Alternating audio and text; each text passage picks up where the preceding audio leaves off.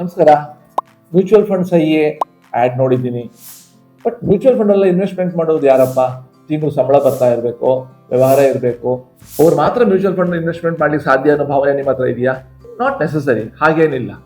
ಕೃಷಿಕರು ಇನ್ವೆಸ್ಟ್ಮೆಂಟ್ ಮಾಡ್ಬೋದು, ಸಣ್ಣ ವ್ಯವಹಾರದವ್ರು ಇನ್ವೆಸ್ಟ್ಮೆಂಟ್ ಮಾಡ್ಬೋದು, ಪ್ರತಿ ತಿಂಗಳು ಇನ್ಕಮ್ ಬರೋವರೇ ಇನ್ವೆಸ್ಟ್ಮೆಂಟ್ ಮಾಡ್ಬೇಕಂತ ಏನೂ ಇಲ್ಲ. ಇನ್ವೆಸ್ಟ್ಮೆಂಟ್ಸ್ ಬಗ್ಗೆ ಖಂಡಿತ ನೀವು ಇವತ್ತಿನೊಳಗಡೆ 16 ವಿಡಿಯೋ ನೋಡಿರ್ತೀವಿ.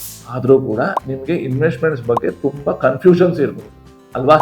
ಈ ತಿಂಗಳು 22ನೇ ತಾರೀಕು ಆದಿತ್ಯವಾರ ಬೆಳಿಗ್ಗೆ 11 ಗಂಟೆಗೆ ನಾವು ನಮ್ಮ ಯೂಟ್ಯೂಬ್ ಚಾನಲ್ನಲ್ಲಿ ಮ್ಯೂಚುವಲ್ ಫಂಡ್ಸಲ್ಲಿ ಇನ್ವೆಸ್ಟ್ಮೆಂಟ್ ಮಾಡೋದು ಹೇಗೆ, ಅದರ ಅನುಕೂಲ ಏನು, ಅನನುಕೂಲ ಏನು, ಇದ್ರ ಬಗ್ಗೆ ಎಲ್ಲ ನಿಮ್ಮ ಡೈರೆಕ್ಟ್ ಕ್ವಶನ್ಸ್ಗೆ ಆನ್ಸರ್ ಕೊಡಲಿಕ್ಕೆ ಲೈವ್ ಆಗಿ ಬರ್ತಾ ಇದೆ. ನೀವು ಮಾಡಬೇಕಾಗಿದ್ದಿಷ್ಟೇ, ನಮ್ಮ ಯೂಟ್ಯೂಬ್ ಚಾನಲ್ನ ಸಬ್ಸ್ಕ್ರೈಬ್ ಮಾಡಿ. ಡೀಟೇಲ್ಸ್ ಸ್ಕ್ರೀನಲ್ಲಿ ಸಿಗುತ್ತೆ, ಡಿಸ್ಕ್ರಿಪ್ಷನಲ್ಲೂ ಹಾಕಿರ್ತೀವಿ. ಯೂಟ್ಯೂಬ್ ಚಾನಲನ್ನು ಸಬ್ಸ್ಕ್ರೈಬ್ ಮಾಡಿದ ನಂತರ ಬೆಲ್ ಐಕಾನ್, ಸಂಡೇ ಅಂದರೆ ಆದಿತ್ಯವಾರ 22ನೇ ತಾರೀಕು 11 ಗಂಟೆಗೆ ಲೈವ್ ಬರ್ತೀವಿ. ಇನ್ವೆಸ್ಟ್ಮೆಂಟ್ ಮಾಡೋದು ಹೇಗೆ, ಏನು, ಯಾವ ಥರ, ಇದಕ್ಕೆ ಸಂಬಂಧಪಟ್ಟಾಗೆ ನಿಮ್ಗೆ ಏನೆಲ್ಲ ಕ್ವಶನ್ಸ್ ಇದೆ ಕ್ರಿಸ್ಪ್ ಆಗಿ ಲಿಸ್ಟ್ ಮಾಡಿ ಇಟ್ಕೊಳ್ಳಿ. ಲೈವ್ ಆಗಿ ನಾವು ಬರ್ತೀವಿ, ನೀವು ನಿಮ್ಮ ಕ್ವಶನ್ಸಿಗೆ ಆನ್ಸರ್ನಲ್ಲಿ ತಗೊಳ್ಬೋದು. ಈ ಇವೆಂಟಿಗೆ ನಿಮ್ಗೆ ಏನಾದರೂ ರಿಮೈಂಡರ್ ಬೇಕಂತಿದ್ರೆ ಸ್ಕ್ರೀನಲ್ಲಿ ಕಾಣ್ತಾ ಇರೋ ನಂಬರಿಗೆ ನಮ್ಮ ಭಟ್ರು ಅಂತ ವಾಟ್ಸಪ್.